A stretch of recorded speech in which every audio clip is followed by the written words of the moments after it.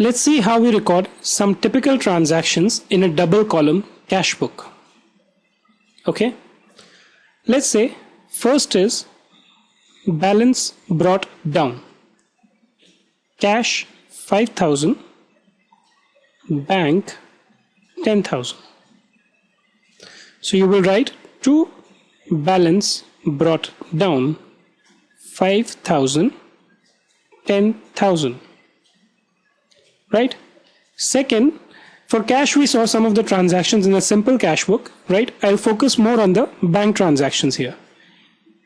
Paid commission of rupees 5,000 by check.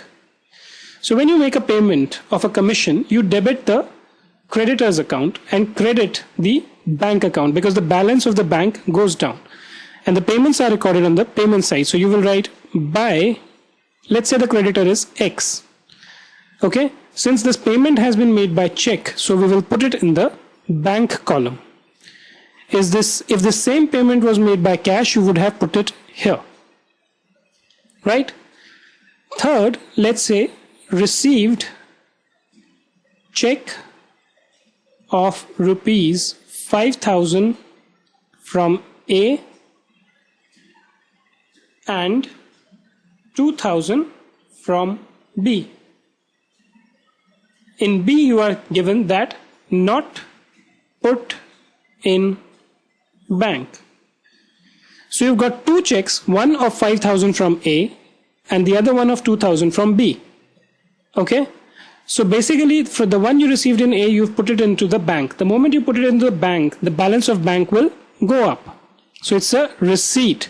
So I will say to A, how much? 5,000, and I will put it in the bank column because there is a receipt of check and not cash. Right? The second check you have received of 2,000 from B, but you have not put it in the bank account. Right? Because you have not put it in the bank account, so you will not make any entry in the bank column. Instead, the entry for this will be, let me just write it here only, checks in hand debit to B, 2,000. Okay, when you actually put this check into the bank account, then you will write an entry bank account debit to checks in hand 2,000. But merely on the receipt, if you do not bank it, you will not debit the bank account. Why? Because it has not gone to the bank, so the bank balance will not increase. It's just lying in my hand, so I put it as checks in hand. Right? Now let me put another entry. Purchased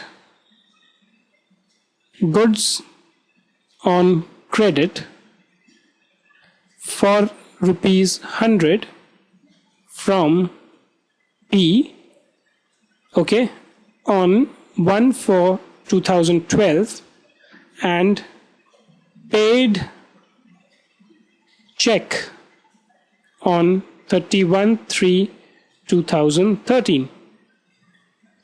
Now in this case, the day you purchase goods on credit from P, okay, what is the entry that you pass? You pass an entry where you say, okay, purchases account debit to, okay, let me write purchase here, P.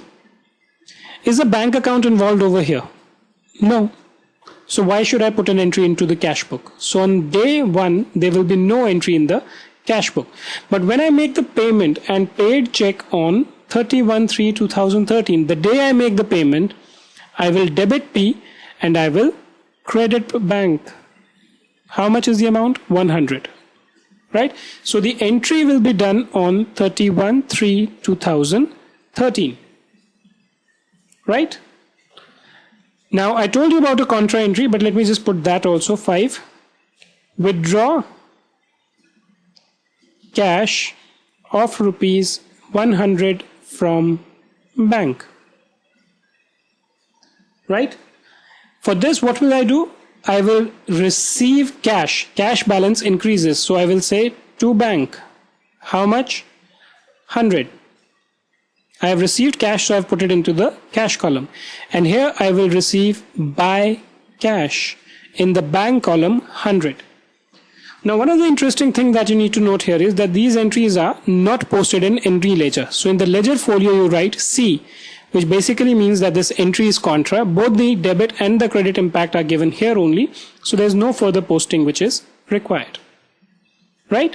Once you are done with all the entries, you do the totaling. So the totaling has to be done for both the cash column and the bank column.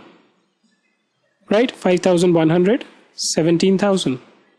Whatever is the difference here, you don't have anything. So 5,100 by balance carried down. And here it's 5,200, so 11,800.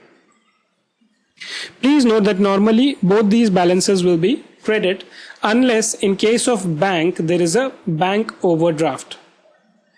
In bank OD what happens is the bank allows you to make payment more than the amount you've deposited. Okay, and it charges interest from you. So in case of those bank ODs, what can happen is that this amount can be 17,000, but this payment can actually be, let's say this was 12,100. So there will not be a debit balance. Instead, there will be a credit balance carried down from here. Right?